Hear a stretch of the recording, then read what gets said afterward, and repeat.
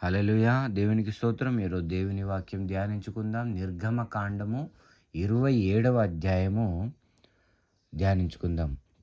మరియు 5 మూరల పొడుగు 5 మూరల వెడల్పు గల బలిపీఠమును తుమ్మకర్రతో నీవు చేయవలెను. ఆ బలిపీఠము చచ్చౌకముగా ఉండవలెను.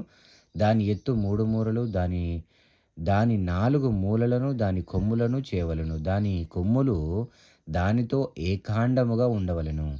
దానికి ఇత్తడి రేకు పొదిగింపవలెను. దాని బూడిద ఎత్తుటకు కుండలను, గరిటెలను, గిన్నెలను, ముండ్లను, అగ్నిపాత్రలను చేయవలెను. ఈ ఉపకరణములన్నీయు ఇత్తడితో చేయవలెను. మరియు వల వంటి ఇత్తడి జల్లెడ దానికి చేయవలెను. ఆ వల మీద దాని 4 మూలలను 4 ఇత్తడి ఉంగరములను చేసి ఆ వల బలిపీఠము నడిమి వరకు చేరునట్లు దిగువను బలిపీఠము గట్టు క్రింద దాన్ని ఉంచవలెను. మరియు బలిపీఠము కొరకు మోతకర్రలను చేయాలి. ఆ మోతకర్రలను తుమ్మకర్రతో చేసి వాటికి ఇత్తడి రేకు పొదిగింపవలెను. ఆ మోతకర్రలను ఆ ఉంగరములలో చొనపవలెను. బలిపీఠమును మోయుటకు ఆ మోతకర్రలను దాని 2 ప్రక్కలా ఉండవలెను. పలకలతో గుల్లగా దాన్ని చేయవలెను. కొండ మీద నీకు చూపబడిన పోలికగానే వారు దాన్ని చేయవలెను. హల్లెలూయా!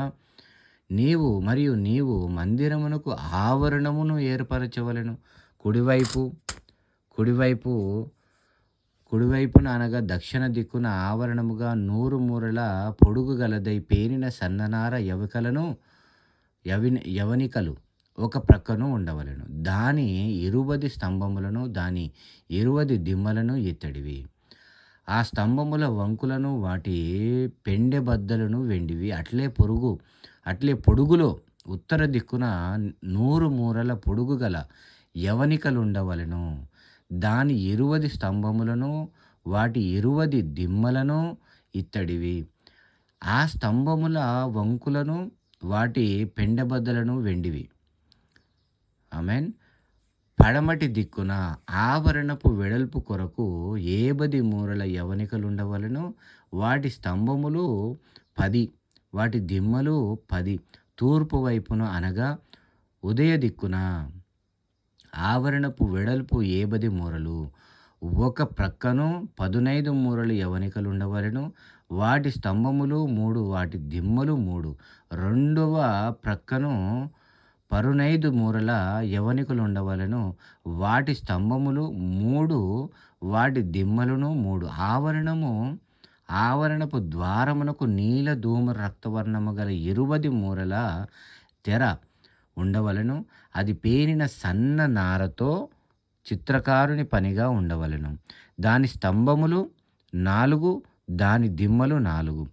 ఆవరణము చుట్టూనున్న స్తంభములన్నీయు వెండి పెండెబద్దలు కలవి. వాటి వంకులు వెండివి, వాటి దిమ్మలు ఇత్తడివి. ఆవరణపు పొడుగు 100 మూరలు, దాని వెడల్పు 50 మూరలు, దాని ఎత్తు 5 మూరలు. అవి పేనిన సన్న నారవి, వాటి దిమ్మలు ఇత్తడివి. మందిర సంబంధమైన సేవోపకరములన్నీయు మేకులన్నీయు ఆవరణపు మేకులన్నీయు ఇత్తడివై ఉండవలెను. మరియు దీపము నిత్యము వెలిగించున్నట్లు ప్రదీపమునకు దంచి తీసిన అచ్చము ఒలివల నూనె తేవలెనని ఇశ్రాయేలీయులకు ఆజ్ఞాపించుము. సాక్ష్యపు మందసము ఎదుటనున్న తెరకు వెలుపల ప్రత్యక్షపు గుడారంలో అహరోనును అతని కుమారులు సాయంకాలము మొదలుకొని ఉదయం వరకు యెహోవా సన్నిధిని దాన్ని సమీపింపవలెను. అది ఇశ్రాయేలులకు వారి తరతరములకు నిత్యమైన కట్టడ. హల్లెలూయా! విన్న వాక్యాన్ని మీ వినికిడిలో దేవుడు దీవించునుగాక, మీ కుటుంబాలను దీవించునుగాక. హల్లెలూయా! ఈ యొక్క మందసము దాని యొక్క వివరాలన్నీ తెలపడం ఎంతో సంతోషకరమైన విషయం. కాబట్టి దేవుడు తండ్రి ఈ యొక్క మాటల్ని దేవుడు మీ వినికిడిలో దీవించునుగాక. ఆమెన్. దేవునికి మహిమ కలుగునుగాక. ఆమెన్.